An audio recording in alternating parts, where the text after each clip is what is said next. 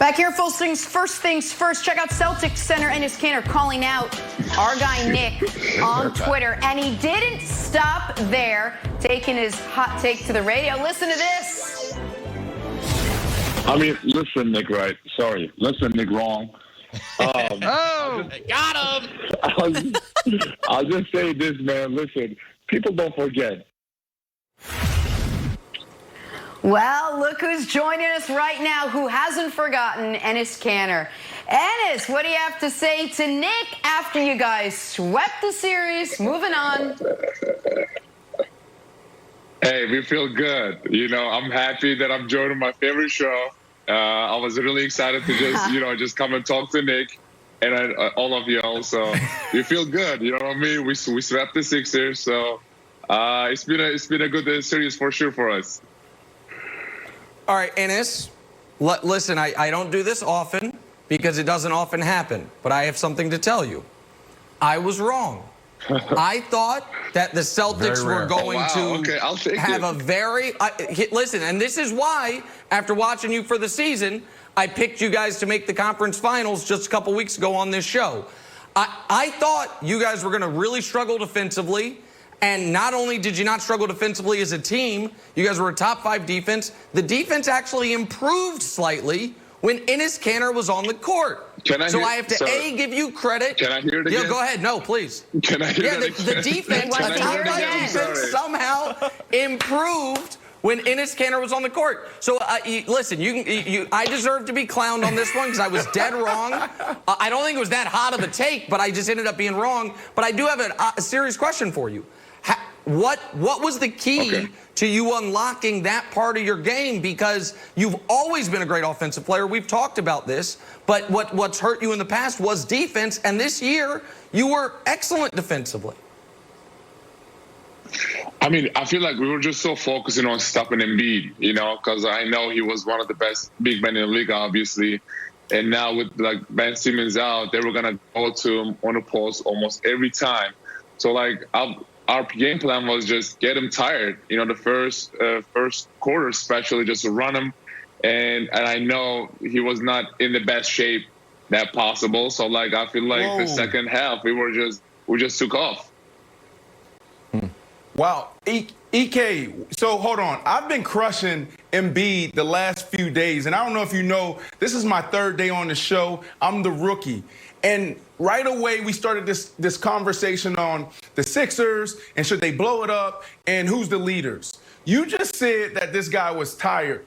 If you're starting your team today from scratch, will you put this guy as the face of your team?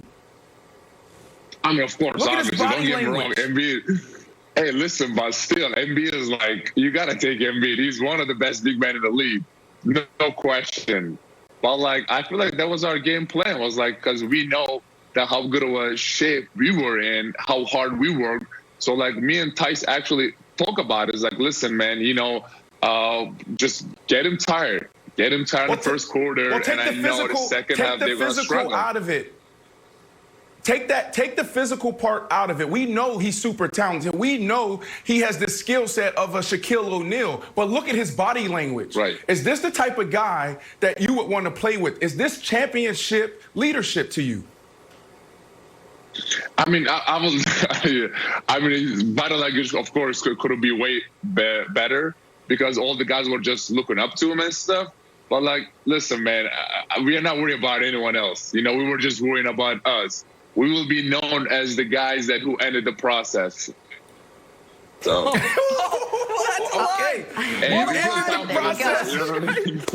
There you go. That you did. And before we get to your next series with the Raptors and we break that down, the last segment, we just had this heated debate over the action in the game last night. Take a look at this. Did Marcus Morris intentionally step on Luka's bad ankle? Was it an accident? Settle the debate for us. You were in the bubble. You know these guys. You play against them. Where do you fall on all this? I mean, I did watch the game. I did watch the clip. And I hope it was not intentional. I think I'm on Knicks side in this one. Thought I heard a It's butt a solid coming. non-answer. Right. It's a solid Okay, so non-answer. thank you. The answer, non-answer. And it's no, but he's, listen, No. when you say, I hope it wasn't intentional, what that means is, and Enes, tell me if I'm right, I think it probably was, but I can't prove it, so I don't want to accuse him of it. You've gone up against not what he Marcus Morris, said. I think, 24 times. He said I'd come down on Nick's side of this. He literally said that. You've played against him He did. 24 times. Do you have to, Enes, kind of prepare yourself for the game and maybe some extracurriculars when playing Marcus? I mean, we never really talk about it in the locker room or like with the players and stuff. But like watching this clip is like you can kind of tell that like what you said, Nick. I'm with you on that one. Okay, Oh. thank you. Okay. Jeez. Thank you. Go ahead, Kevin. And I'm going to switch gears to something more serious. You're scheduled to play the Raptors. The Raptors have talked about possibly boycotting games.